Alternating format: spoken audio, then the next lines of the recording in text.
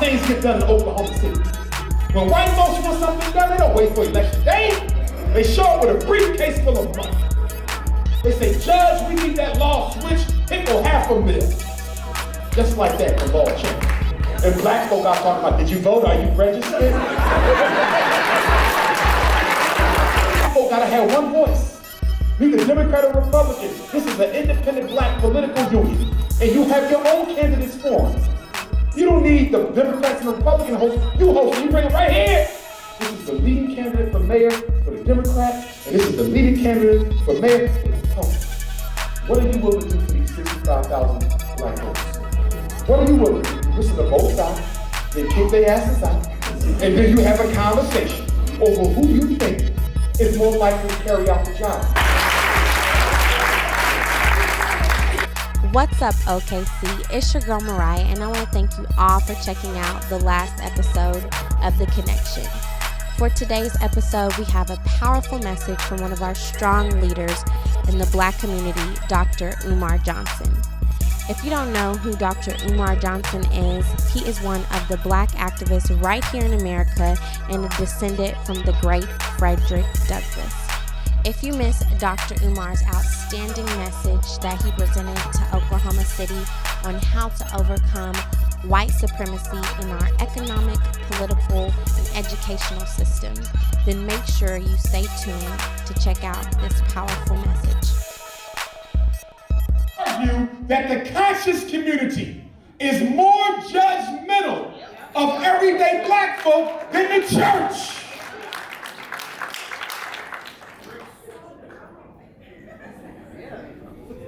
Now you go to church, they might say, sister, your skirt too short. You gotta get on something longer, okay, baby, come on. But they'll work with you in the church. Come to a black conscious event. That sister hair not locked. Her pants too tight. Who made that lipstick you wearing, sister? Where your shea butter, sister? We will never beat the church for the minds of our people as long as we can criticize them folks. That's right. The whole conscious community is nothing but criticism. Yep. Everybody want to debate how smart they is. Ain't nobody talking about building nothing. I'm giving it to you real. I speak more than all of them put together. Everything is about knowledge, brother. Every time I go to a lecture, I got to debate somebody. There you go, let's go rap to me. I've been waiting for you to come to OKC, brother. See, them doctorates you got, that don't mean nothing to me, fam.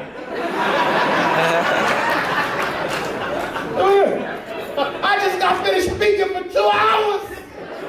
Yeah, but see, listen, man, right now, you the front man. I'm gonna give you that. You the front man. But you need to get down with this science right here. Do you know that there's green people living on Mars? I don't give a damn about green people on Mars! Are they going to come help us beat white supremacy? So why are we talking about Martians? Aliens. Wasting my damn time. One thing I got to be careful about is escapism. And black people love escapism. A get-free quick bullet that they like to run on you. Just learn the law and you solve your problems. Just get saved by Christ and you solve your problems. Take your shahada at the mosque and you solve your problem. Become a vegan and you solve your problems. Yeah, just do this one thing and white supremacy will disappear. Are you crazy? And you know what the biggest war is? What should we call ourselves? Oh my God. Yeah, brother, because see, you call yourself Pan-African, brother, but let's break the word down, brother.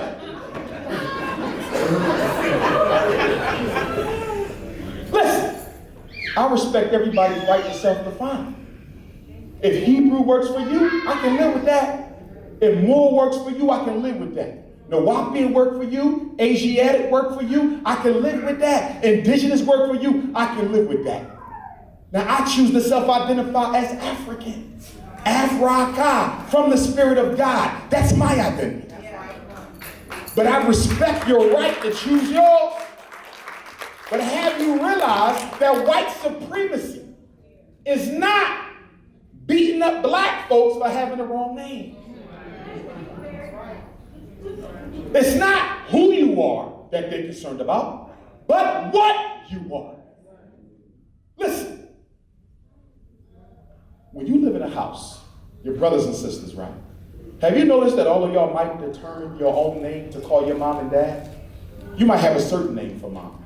Your little brother might call her something else. You might call your grandma one thing, but your cousin might call grandma something else. It's a very personal thing, the names that you choose. So who are we to go around dictating to people how they want to relate to supreme consciousness? That's right. People have a right to choose how they want to relate to supreme consciousness. And the way I see it, you cannot capture supreme consciousness with one name anyway. Your name is only provisional to give you a reference point.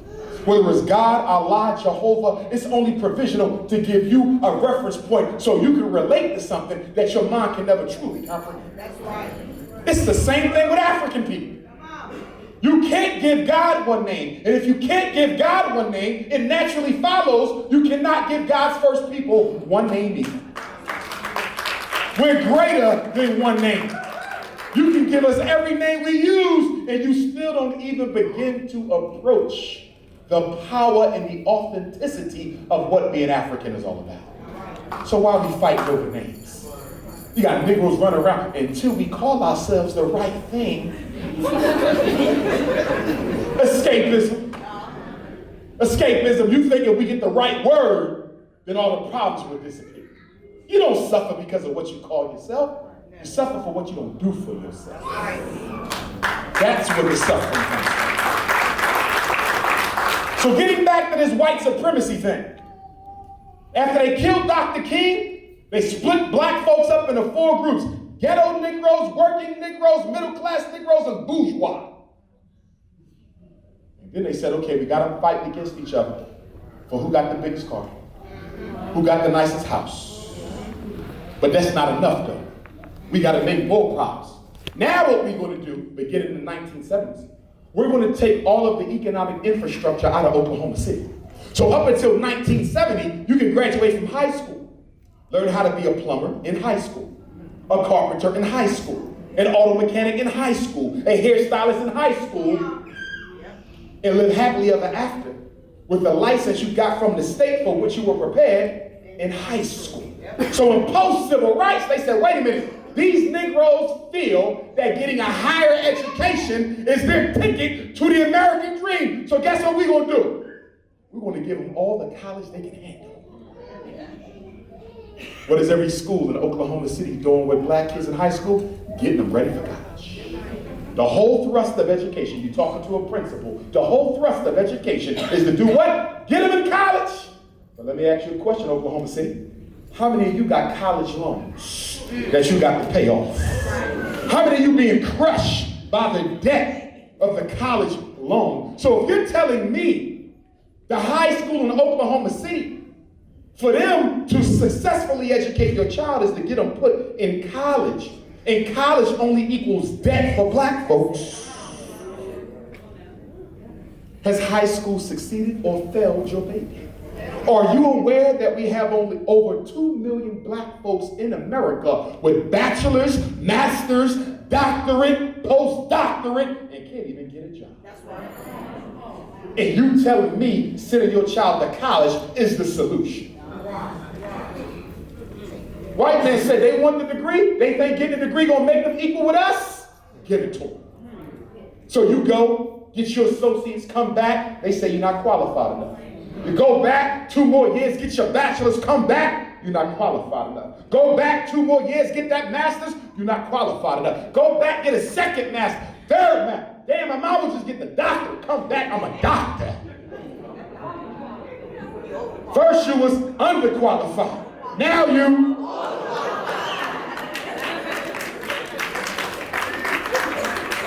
How about they wasn't going to hire your ass anyway?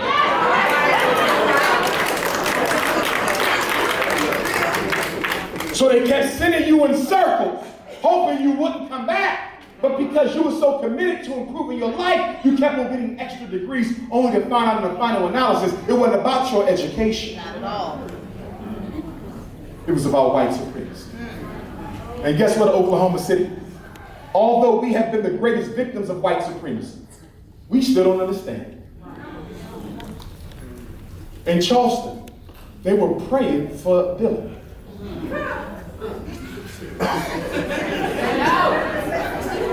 They forgave him. The families now. And don't get me wrong, our heart goes out. But Trayvon's parents did that. I think the only parents who didn't do it might have been Michael Brown. But everybody in Eric Garner's wife, she wasn't happy. But we're so quick to forgive before a conviction, before a sentence. Do you realize that when you say, I forgive white folks for what they've done, you're giving them permission to do it again? Are you aware of that? Insane. And that's one of our biggest problems, religious immaturity. I don't care what religion it is, we are a religiously immature people. We actually think that the stories in the Bible will happen here and now.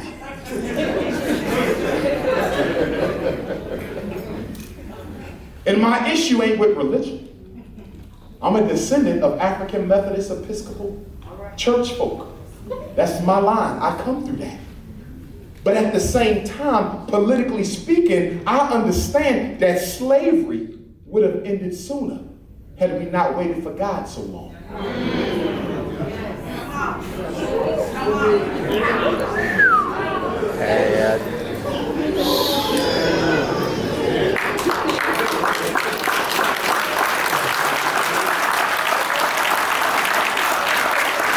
And we need to change our paradigm about divine intervention. Y'all got it all wrong. See, in the African paradigm of divine intervention, you don't sit nowhere waiting for God to come and do nothing. Because you recognize that everybody in this auditorium tonight, brothers and sisters, are fingers of the divine. And if we are all fingers on the body of the Lord, you know that you can do nothing without your hands. So God will act when the fingers decide to act. So if you don't do nothing about white supremacy, neither will the Lord do anything about white supremacy. God works through you. The Lord comes through you. You look at many of the symbols in ancient Kemet, you'll see the sun. And the sun emits the ray. Each ray on some of the pictures has a little thumb on it at the end of the ray. That's recognizing us being a part of divinity. That will that turns the universe, you're part of that. Which is why we say in African culture, you are co-creators of your destiny. God does, but only after you decide to do first. That's the new consciousness that we need to evolve. And as far as the preachers go, this is getting out of hand. Did y'all see Klepto Dollar, 65 million?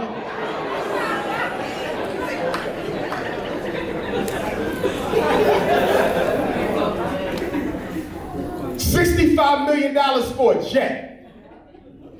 So he can do the Lord's work even better. And then Social Network squashed him, but his church, loving him so much, came back 2 weeks ago and approved the $65 million for the jet. But half of the black children in America go to bed hungry every night. But you want to get a $65 million jet. 1/3 of the black women in the country can't find a job and are 1 meal away from homeless. But you got $65 million for a jet. Listen to me. I'm convinced, and I don't mind saying it here and now, and it's not true for every church. There's exceptions for every rule. But for so many of them, especially the mega church, I believe unequivocally that the devil operates more in the house of the Lord than outside of it.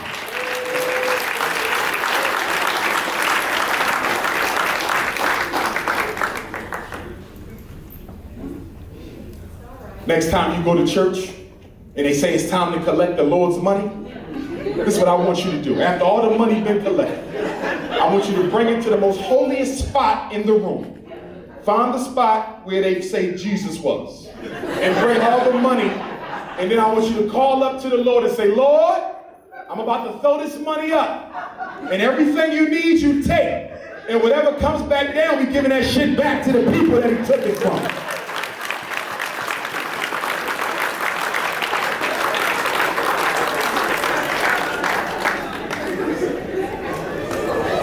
My problem with church is this, because I want to make sure my Christian brothers and sisters don't think I'm attacking the faith. Not your faith, but the con artists who come in the name of it. I need you to separate the two. Here's my issue with church. How you going to ask black people to pay a $45 million loan on a megachurch, but yet you don't put none of those black people to work? So let me get this right now. You just took out a $45 million loan from a white bank. Once the interest is paid, you're looking at probably 45 times 45. And you're asking black people to pay this. So the bank is getting rich, but what does the community get? Do you have a supermarket to go with that church? Is there a school to go with that church? Is there a hospital to go with that church? Is there a factory to go with that church? Is there some airplanes to go to that church? Hell no! All that money, and the only thing he gives you back is hope. We don't need no more hope. We had hope in Obama. No, hell with hope. You know what hope does? It paralyzes black people. Hope makes you think that all you got to do is wait and pray and times get better. Enough hope, we need faith in ourselves. Faith in what we can do. Not hope in what somebody on the outside can do. And then there's the issue of white Jesus. And I can tell because some of y'all scratching it. Some of y'all got a white Jesus at home. Now, I'm going to break this down so it makes sense. Because the pastors always want to ask me, well, listen, Doc, we listen to you and all. But why you keep talking about the Jesus thing? Color don't matter. And then I say, Pastor, I'm a psychologist.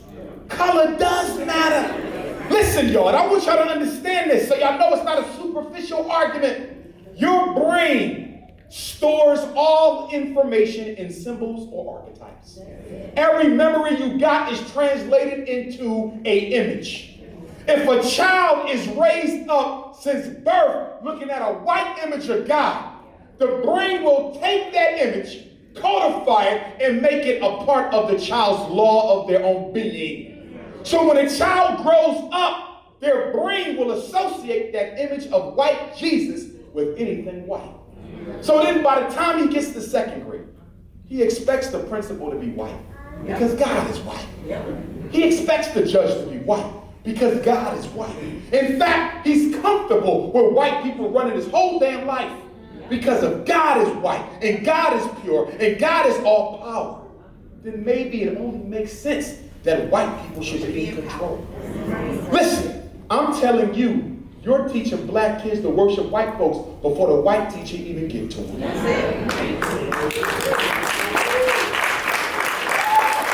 And then some of you say, yeah, that makes sense. So let me go and get another Jesus. So if you go down to the Jesus shop,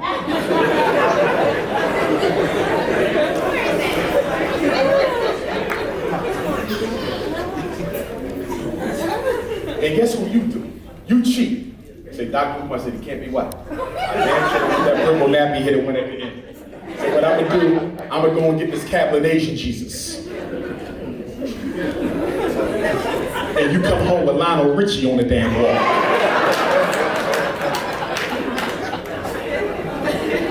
Still got a perm, hazel eyes, candy apple lipstick,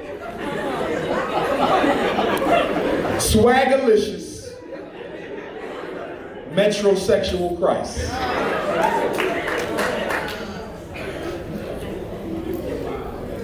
I know you still got white Jesus.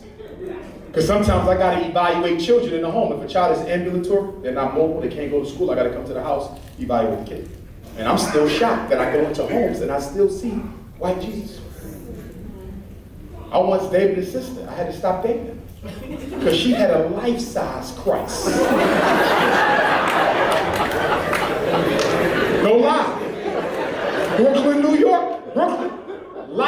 personalized Jesus. High definition. The kind you plug in and he light the hell up. Now what the hell I want to go to sleep with his ass on the wall looking at me?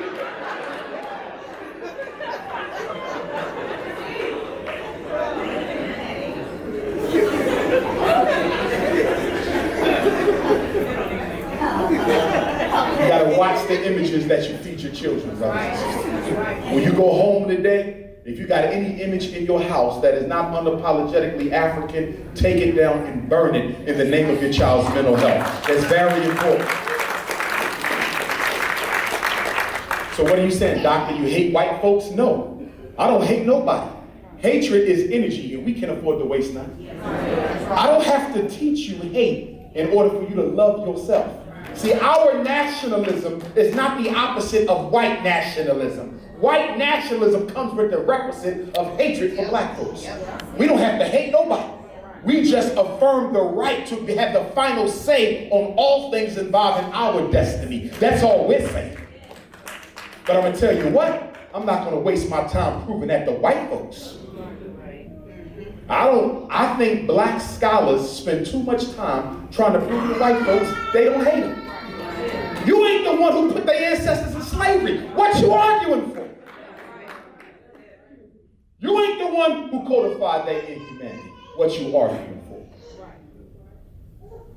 So the white man said we're going to put them in 4 groups. Then we're going to take out all the economics from the hood. And then we're going to go into the high schools in Oklahoma City and take out all the shop programs. We're stripping all that out. Never again will you be able to get a license straight from high school.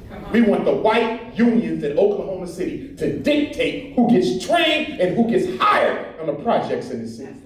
That's why when you ride downtown Oklahoma, your tax money paying for aren't they certified? Because y'all stripped the high schools of the programs. And y'all gave the union total control over who gets trained and who gets hired. White boys go to jail too. But when they come out, they got those secret programs for them. He'll come out with 2 felonies and 2 years later, he got his own business as a plumber. How the hell that happened? Are y'all following me? But the problem is the black politician is scared to go up against the union. You know why? Number one, unions kill people for power. That's number one. Many of them are related to the mob. You know how that whole thing goes. Jimmy Hoffa. You messing with the union, you messing with the mob. But also number 2, unions have a lot of money to finance campaigns. And they have thousands of votes to get people elected. So if I'm a black politician and you coming to me like, Doc, the carpenters union ain't got no black folks on it. Electricians union ain't got no black folks on it. I'm like, I don't want to go to war with them. They part of the reason I got elected. Which means, Oklahoma City, every black politician will always be a sellout in this city until you finance their election. Stop blaming. Stop blaming them for turning their back when you didn't dig in your damn pocket to keep them honest. Listen, who's paying for their TV advertisements? Who's paying for the radio commercials? Who's paying for the handbills?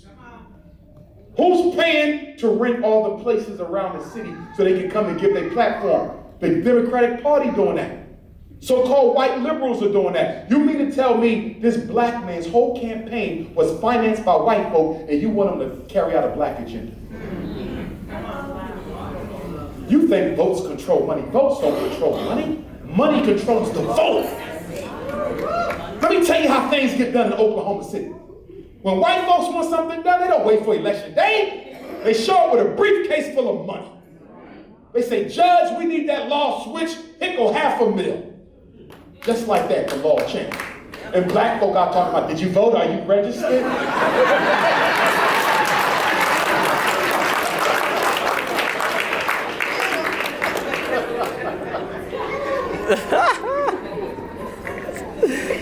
Oh, silly ass hat on here, even if it's out. I would never say throw away the vote, but don't make it the be-all, end-all. It's a strategy, but it's one of many. And it's only going to work, Oklahoma, if y'all lock them together. Black folk got to have one voice. Neither Democrat or Republican. This is an independent black political union. And you have your own candidates for them. You don't need the Democrats and the Republican host. You host them. You bring them right here. This is the leading candidate for mayor for the Democrats, and this is the leading candidate for mayor for the Republicans. What are you willing to do for these 65,000 black votes? What are you willing to do? You listen to both sides, then kick their asses out, and then you have a conversation over who you think is more likely to carry out the job. And let me tell you a little secret. Either one of them will. You know why?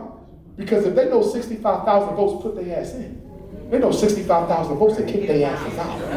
And I'm saying that because you got to realize it's not the person in the office that matters.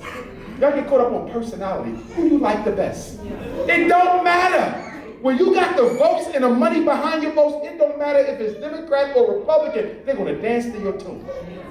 But you got to have black unity for that. And the problem with black unity is what? We got too many petty differences. I mean, my God, we will make up groups just to have a fight. Stuff. So it don't make nobody dead. Because it increases the estrogen, and the estrogen can bring about female-type body traits in a masculine body, but it does not make you want to cohabitate with somebody of the same sex. These people crazy. You got vegetarians running around here. Got you thinking, if you take a glass of soy milk, your ass gonna be floating throughout Oklahoma City. Crazy ass conscious people. Be making up stuff. They gotta watch who y'all be listening to, because anybody with a YouTube and a webcam is a scholar now. No degrees or nothing, no training or nothing. So I did mine the old-fashioned way, the Dr. Ben, the Amos Wilson way. That's how I did mine. We went through the process to get our paperwork. And that's over with. The new consciousness is anti-paperwork.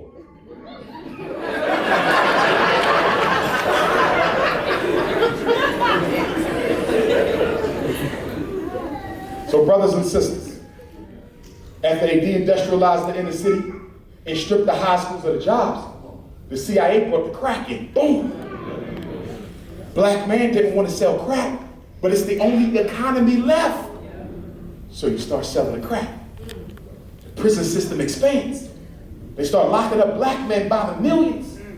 And guess what they did to deal with all the boys who didn't have their daddies left at home? They came up with a so-called disease called attention deficit hyperactivity disorder. When did we get ADHD?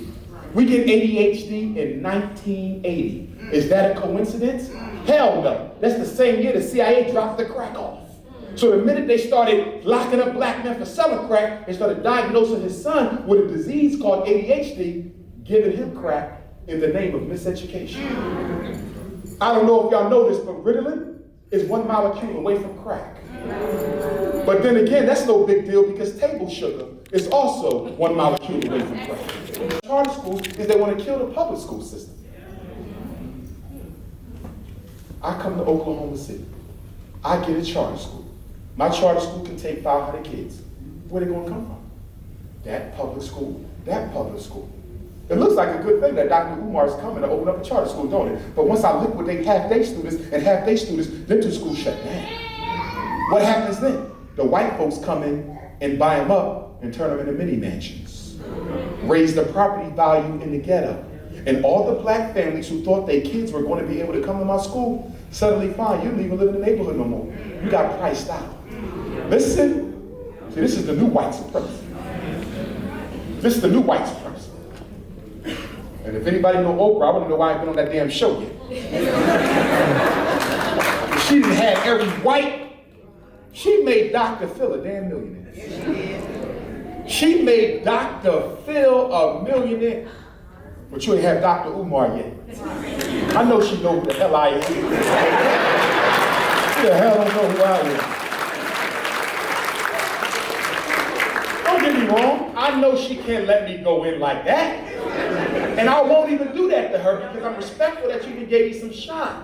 All I need is 5 minutes on that damn couch. Because rumor has it you sit on that damn couch, you'll be rich when you get off.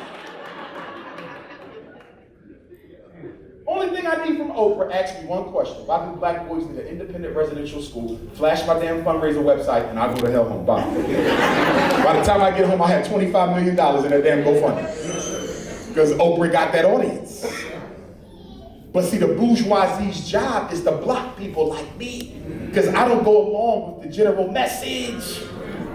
You can't control Umar Johnson's stuff. He liable to say any damn thing. That's why Roland Martin only let me get talk for a few minutes. God, what do you think about next? We're going to go to the health tip today.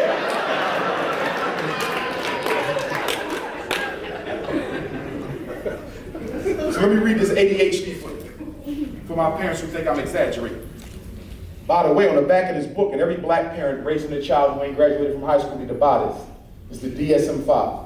This is the Bible of mental health. Every diagnosis comes out of this book. Depression, schizophrenia, bipolar, borderline, everything. You need this. $65, Barnes & Noble, Amazon.com. Anybody here got a black bookstore, you need to order some of these because our parents need these books. Okay? DSM. DSM-5, number 5. It's a blue book, purple book with white letters. They all the same. You don't need the big one. That's going to cost you $200. You don't need all that. All you need is this pocket-sized version. See, I ain't even bought the big one yet my damn self. Now, on the back of this book is a white man. He's on the back of every one. Anybody know his name? Benjamin Rush. Racist, notorious. Signed the Declaration of Independence. Chief of Medicine, Pennsylvania Hospital. Considered the founding father of white psychiatry in America. He also used to diagnose enslaved Africans with a disease called nigritude. His face is on the back. They never took it off yet. He's the symbol. He said nigritude was a disease that enslaved Africans was inflicted with that made your brain useless, almost to the level of a monkey or gorilla. And he told white folks that you shouldn't rub up against black folks because nigritude is in their skin color. And if you rub up against it, you could catch it too. This man on the back of this book is the founding father of biological racism. He set forth the first rationale for the separation of black from white. Why am I telling you this? There was another psychiatrist by the name of Dr. Samuel Cartwright, New Orleans. He used to diagnose black folk with a disease called drapetomania. Guess what drapetomania was? A disease called freedom. Any black person who tried to run away from slavery was considered mentally ill, diagnosed with drapetomania. And guess what the cure for the disease was? To whip the living hell out of the slave. Why am I telling you this? Because psychology and psychiatry are institutions of social control. Their job is to do what? Demonize behaviors that are a threat to the American social order. That's why when I tell you in the 1980s, the federal government put out a special program for black boys called the Federal Anti-Violence Initiative. Do your research on the Federal Anti-Violence Initiative, which gave you ADHD, which gave you conduct disorder, which gave you oppositional defiant disorder. They said, their top psychiatrist, Peter Goodwin, that black boys were like monkeys in the jungle. And if you want to control their behavior, you would have to do it with a pill because they lack the intelligence to do it themselves. And every time a black boy is diagnosed with ADHD, conduct disorder, or oppositional defiant disorder, the CIA and the FBI has a right to review their psychological evaluation. Do you know why? Because J. Edgar Hoover said we must prevent the rise of a black messiah who can unify and electrify the militant black nationalist movement. So if we can identify him at 6 with ADHD, identify him at 9 with conduct disorder, identify him at 12 with oppositional defiant disorder, identify him at 14 with emotional disturbance, identify him at 16 with intermittent explosive disorder, we might have stopped the next Marcus Garvey dead in his tracks. Mental health is the new COINTELPRO. Y'all better wake up and smell the coffee. Or y'all running around trying to get your sons tested. I just want to see. No, you just want a damn check. Throwing your son's life away for $600 dirty a month. You worse than Judas. Put my little brothers on no medicine. That's why I want my own school where they can stay with me. That way I ain't got to worry about you trying to sleep with drugs. We going with Dr. Umar. We ain't coming back. Black power.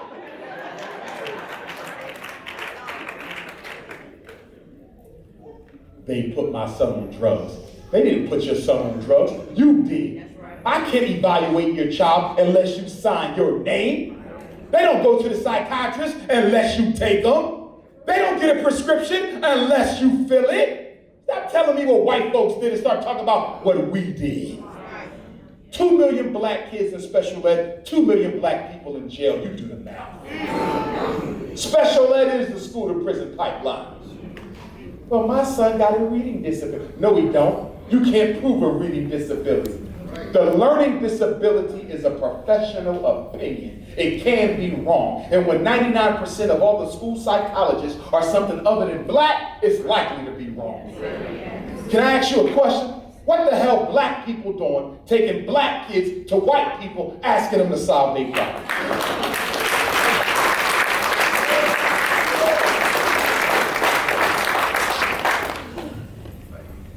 Here's the criteria. This is ADHD.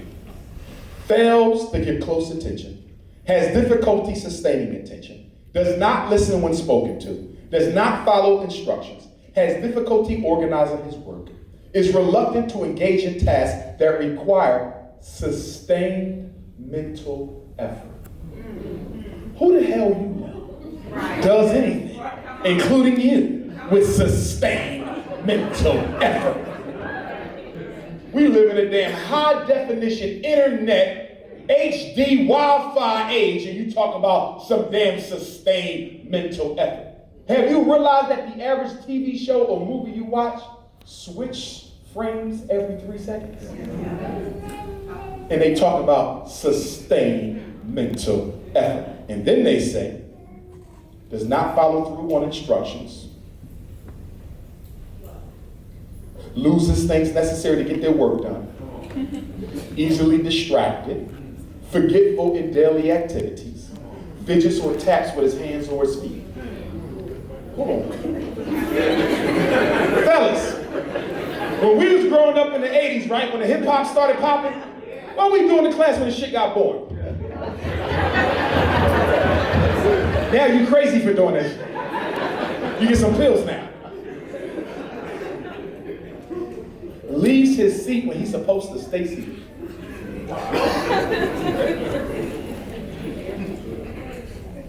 Is unable to play quietly.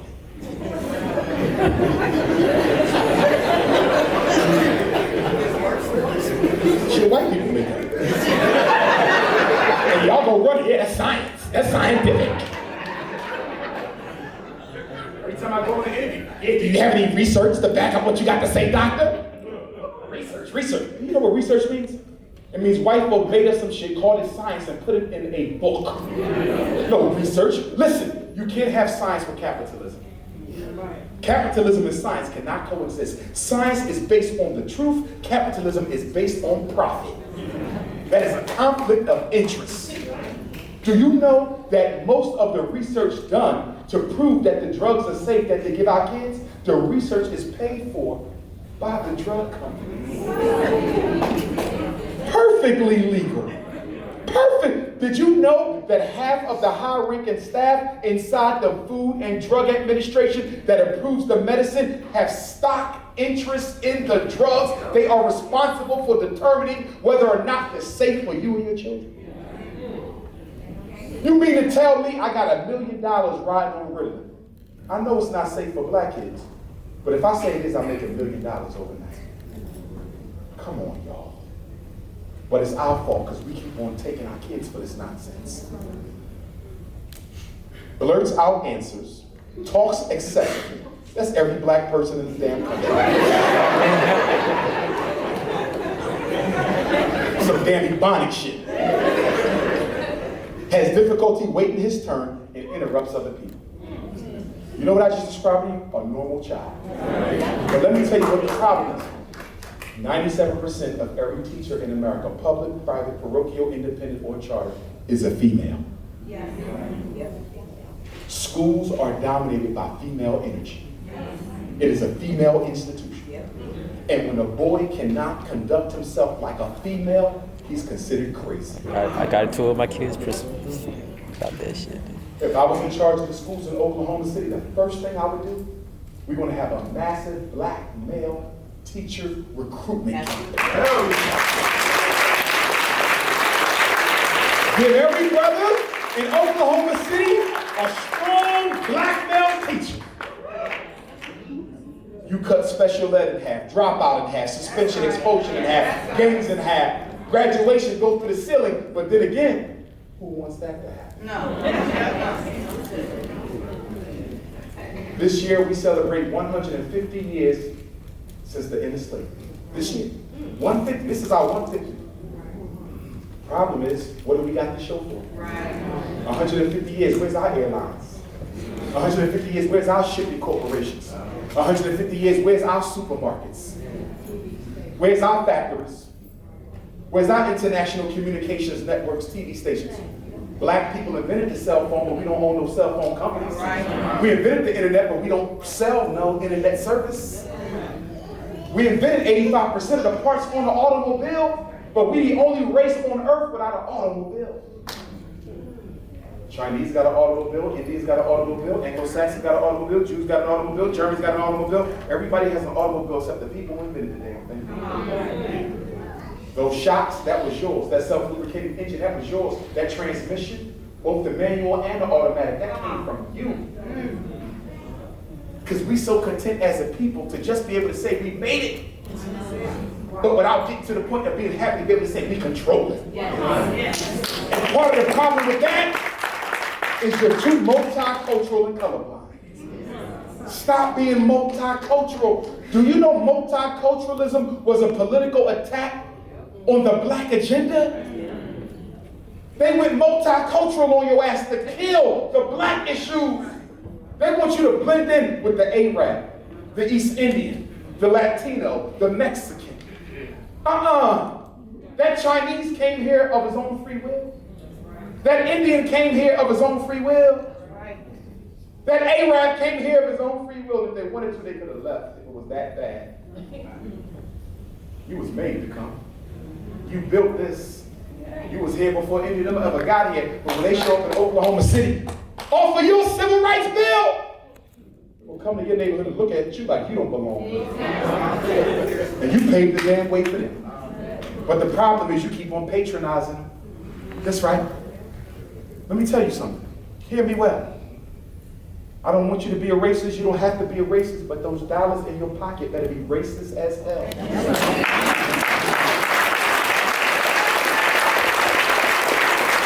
Your $20 bill better hate touching the hand of a white man. Your $50 bill better hate touching the hand of an Arab. That $100 bill better hate touching the hand of a Latino. Your money got to be stingy as hell before it can work for you.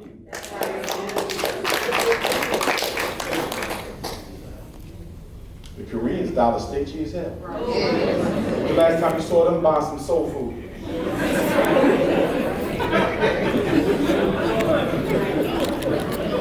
I heard they make it now though. We make it. Nice Paul, what was your lineup? And stop shopping in the Chinese store because the food is poison. Them stop and go. By show of hands, who have ever seen the City Department of License and Inspections inspect a Chinese stop and go? Not one. Never. But let you open up a black restaurant. They will be outside every morning talking about your fire alarms is too small. You need an extra stove. The bathroom sink got to be catty corner. That black grease in that Chinese store ain't been inspected yet. You ever see that grease they cook with? Look like oil from the car. You keep getting 3 wings, salt, pepper, ketchup, 3 wings, salt, pepper, ketchup, 3 wings. And then you get the damn wing and it don't look like nothing like a wing. How the hell is it gonna be a chicken wing coming out looking like this? That's a damn head! They feed you head! And this chicken goes, them chickens are like rat, dog, cat. Damn chicken wing look just like a rat with a tail. You talking about something, that's the way they cut it.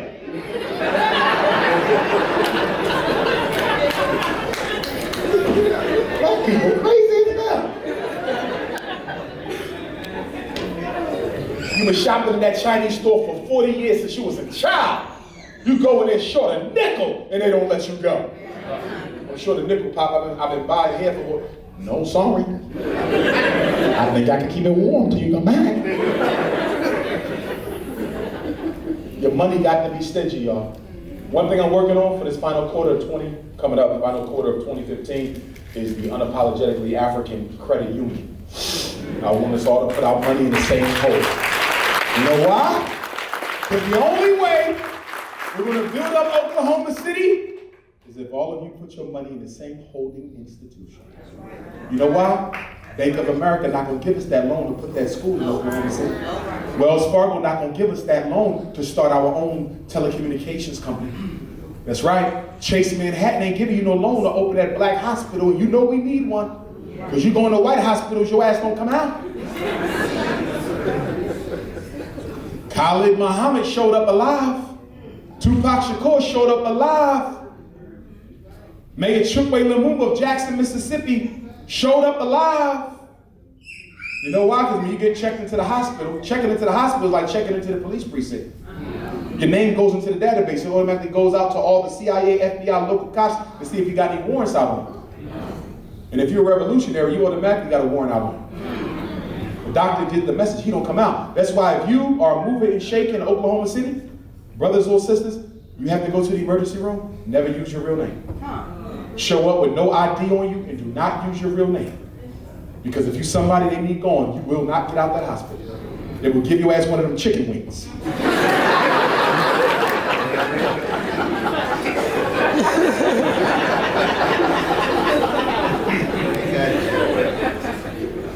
A year ago, I was in Virginia, and I heard that a historically black college was for sale, St. Paul's College in Lawrenceville, Virginia. So I ran down there, 6-hour drive from Philadelphia, met with the president, President Smith, he's still the president, and he gave me permission to tour the college and use the college's name for my fundraising. So on May the 20th of 2014, we started a campaign to raise $5 million to buy St. Paul's, rehab St. Paul's, and give us about 2 years of operating expenses. We didn't do as good as I wanted to, but we still push.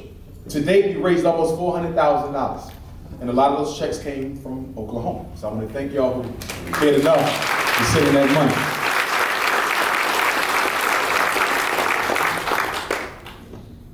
Then I heard that the federal government wanted to take the school a couple months ago, and they wanted to export Mexican children from Texas all the way to Virginia and use St. Paul's as a holding cell for Mexican juveniles. But the black community came together. They protested, had a meeting, and told the feds to go to hell. So we kept on raising the money. And then 2 months ago, I'm about to give a lecture in Chicago. And those of y'all who follow me know I speak in Chicago more than anywhere else on the planet. Well, Chicago, New York. And I heard that the feds were back again. They want to buy St. Paul's again. But anyway, last night, I contacted the president and asked him, is the federal government in fact going to be buying St. Paul's? He told me they have not bought it yet, and right now it's still available. I'm saying that to say, brothers and sisters, I need your help. And when you go home tonight, you make sure you go to the website, gofundme.com/Dr. Umar, and you donate whatever you can. If you can only afford $5, make it $5. If you can afford 50, make it 50. The only thing I ask of you is you give me at least half of what you give these non-African people every damn day. Black woman, how much money you spend to get your hair done? And if it's $200, I should be getting $100. Black man, how much money you spend for a new pair of Timbs or a new pair of LeBrons? 200? I better get at least 100. I'm just saying, give me half. What you spend at the Arab gas station? You fill up $75 a week, I should at least get 35. I'm just saying, give me half, because it ain't for me, it's for our sons. And you say, Dr. Umar, we got enough schools out here, what we need yours for? Because every school out here is only teaching your child how to work for white folks or go to their colleges. Our school will be different. At the Fred Douglass Marcus Garvey Academy, it will be founded on 6 key sciences. The first one, agricultural and agronomical. Your sons will be taught how to dig up the soil, how to plant and recreate life. They will be taught how to test the soil for nutritional content. They will make their own food. If y'all remember when we went to school, we had something called home economics. Yes. Guess what? We need that back. Yes. And I know I speak for some of the brothers in the room. They wish their wife had a home economics course. Burning TV, Dennis, my God. Bam! TV, the Hungry Jack. Damn! Put it in the microwave. So we're going to teach them agronomical, agricultural, then we're going to teach them political and military science. One of the weaknesses of black consciousness is we talk about the past. We don't talk about the present. I want them to know the past, but I want them to know, why is AIDS the #1 killer of black women on the face of the earth, 38 to 58 years old? It's because AIDS was manufactured by the United States Army Biological Weapons Lab in Fort Detrick, Maryland, with a grant from the Rockefeller Foundation. As part of Jimmy Carter's Global 2000 initiative, which had as its aim the reduction of African life around the planet by 50% by the year 2000. They need to know that.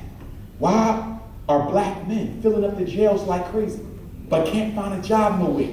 Because America decided at the end of the Civil War that the black man can no longer be the foundation of American capitalism.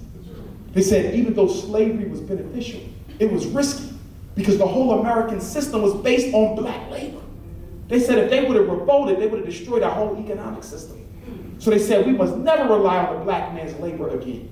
Instead, we want to bring in brown people to replace the black man. And if you want to know why the illegal immigrants are being allowed to stay in Oklahoma City, it's to take your job. You talking about some multiculturalism. Are you crazy? The Mexicans ain't coming here to build an alliance with you. They here to replace you. Your job, your house, your student scholarship. Don't nobody share nothing with black folks. Don't you realize that every ethnic minority group in America only comes here with the understanding that we must treat black folks worse than white folk in order to be accepted? I'm gonna say it again. We gotta treat black folks worse than white folk to prove to America that we support the social order. You'll never see no Korean black alliance, Latino black alliance. First of all, half Latinos are blacks hiding any damn way. I'm gonna just put it out there. In 1970, the United States government invented another category of racial identity for the census called Hispanic. And the reason they invented the word Hispanic is because up until the 70s, black folks who spoke Spanish would call themselves white on the damn applications. And a white man said, you cannot be white. They said, well, we don't want to be black. And they said, well, we understand. So what we're going to do is give you your own label, Hispanic. And that's why whenever you see Hispanic, they always qualify the blackness. It'll say Hispanic, not black, black, not Hispanic. Well, if it ain't the same damn thing, why you got to keep qualifying it? Do you realize there's Cubans and Puerto Ricans darker than anybody in this room? Their grandmama hair just like yours. But because they speak Spanish, they can sneak and hide. Because you know that's the new black, to not be black. I'm multiracial, I'm biracial, I'm quad-racial. You see Tiger Woods, he hated being black so much, he called himself Cavalier Nation.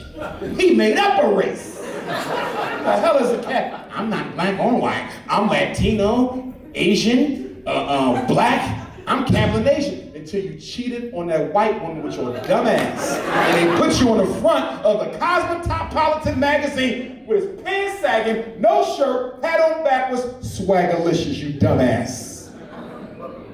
Mariah Carey, Halle Berry thought they wasn't black before until they got woke up.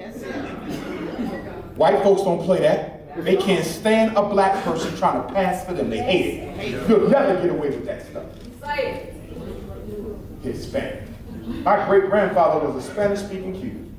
So I can go learn some damn Spanish and start checking Hispanic if I wanted to hate who I am.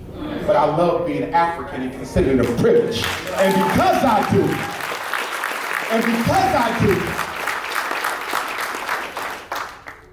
we gotta stop trying to convince people they black. Some of y'all crazy. Y'all roll up in the damn Mexican restaurant talk about, you know, your ancestors came from Kibit. They don't want to hear that, they know that. Trying to drive people into blackness. Let their asses be. Let me tell you why nobody want to be black. Same reason why your son don't want to play for the losing football team. He wants to be a part of the losing team. But once we fix this situation and get it back together and get in a position where we can hire our own people and take them to their own hospital and put our kids in their own school and fly on our own damn plane, everybody in their mother who is biracial, quadracial, multiracial will be unapologetically African. You will see Puerto Ricans and shit related to you. Hey, I was your mom family. Ain't your mom named Smith? Of course they gonna act like they not related to you because you ain't got nothing to give them. Hell, if I was Puerto Rican, I came to America, I'm not blending with y'all. What y'all got? Nothing. But once you get your stuff together, you will have to come up with a definition to keep people out. You will have everybody talking about, hey, you know my great grandma was played with Lionel Richie. And black men, y'all got to stop dating non-African women.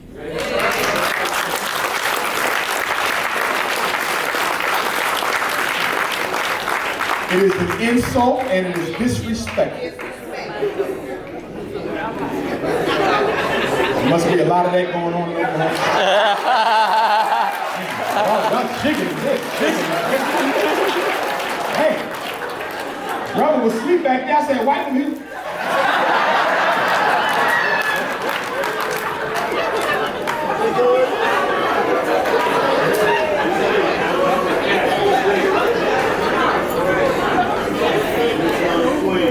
I had a revolutionary, so-called revolutionary brother come up to me from Dallas or St. Louis or somewhere. He had a white woman. I want to talk to you, because I understand where you're coming from, brother, but I met her before I became conscious.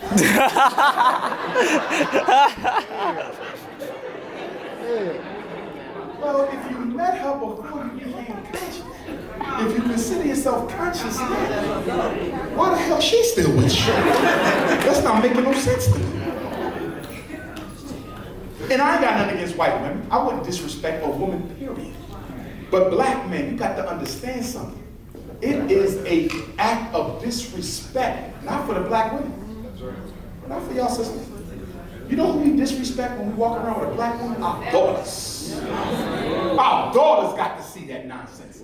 10 and 11, 12-year-old girls coming to me in school. Dr. Johnson, what's wrong with black men? Why y'all don't want to? What do you mean, princess? I noticed that when y'all get a job or a little education, y'all don't want to have to do with a black woman. It's coming from the girls. You're talking to a therapist. I remember I did therapy with this one white woman. She was a business owner in Philadelphia. She had a son by a black man. She was Irish. Her white mother. And she cried. This is therapy. She's crying to me, a black man in therapy, as a therapist.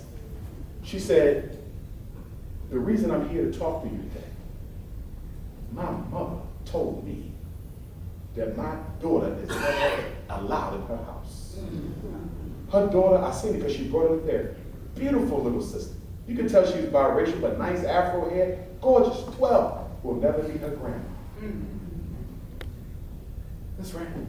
And I got dozens of these stories. See, y'all think that because you see all this interracial stuff in Oklahoma, that white folks is comfortable with it. No, they're not. No, they're not. And the problem with you dumbass brothers is you fail to realize that the only white woman you allowed to have is the ones the white men don't want.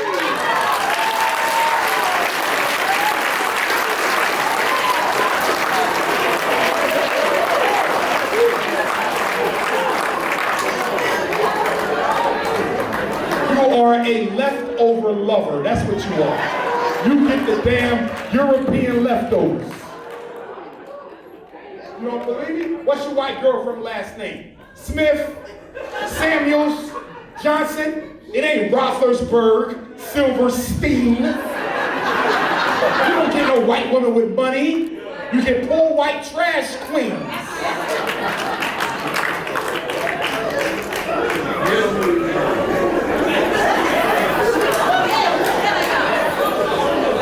You can't help who you're raised around, Doc. I went to school with white women. That's all I was around. I played football with guys. So did I. I was around white women all my life.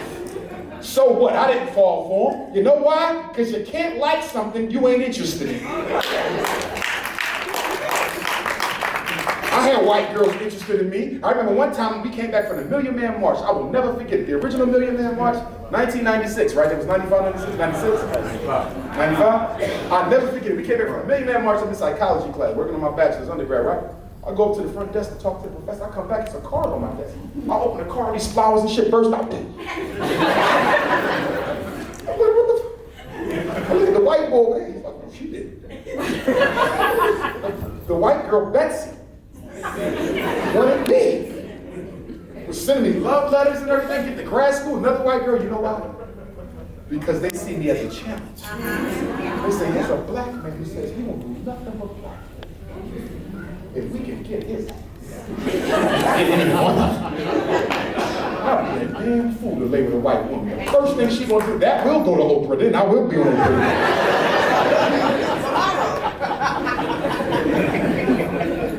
But black women should know that they can walk into a building and a white woman walk in there and know that you ain't got eyes for nothing but her. She got to know that.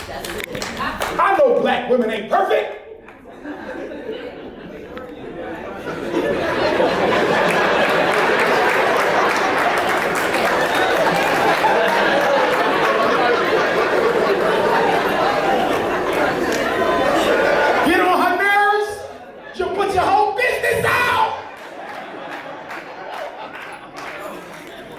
Forget her birthday, she'll sell you social and textile.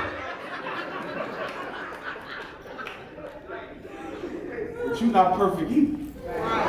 And if the black woman can stay committed to you, you can stay committed to her. Ain't no excuses for that.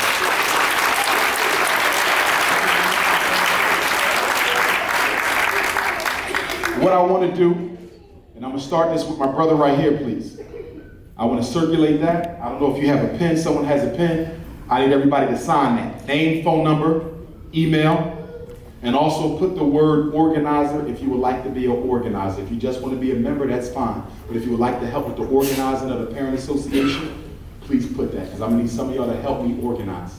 7 committees of the parent association. Special ed. We're going to investigate special ed fraud and exploitation in Oklahoma City. How many of our kids are in special ed who do not belong? The only reason why they in there is because the white teacher got tired of seeing his black ass in her class and got him shipped out. We want to change that. Okay, school by school. School number 1, how many black boys in special ed and what are they in there for? Are they in there for the learning disability? Are they in there for mental retardation? Are they in there for ADHD? Is it speech and language? Is it deafness? Is it blindness? Is it traumatic brain injury? Is it autism? We got to get the data. How long are they in special ed? Are they part-time? Are they full-time? Or do they get pulled out? Because if you're telling me your child in special ed full-time, I know the school breaking the law. Because you cannot justify a full-time special ed placement for a kid with a reading disability. That's why when we're done here tonight, I want every last one of y'all to get my book. You need to read it cover to cover. It's the only book in existence that will teach you how to fight back against special ed and ADHD legally. I need y'all to know that if your child is ever evaluated by the school, if you do not agree with the school's evaluation, you have a right to a second opinion, and the school must pay for it. It's called independent educational evaluation. This is federal law. So even if you visited from another state, it don't matter. This applies to all 50 of them, plus the territories. If you don't agree, you write the principal, I've received my son's eval, y'all claim he has a math disability, I don't believe he has a math disability, I'm requesting an independent educational eval, I recognize to be my right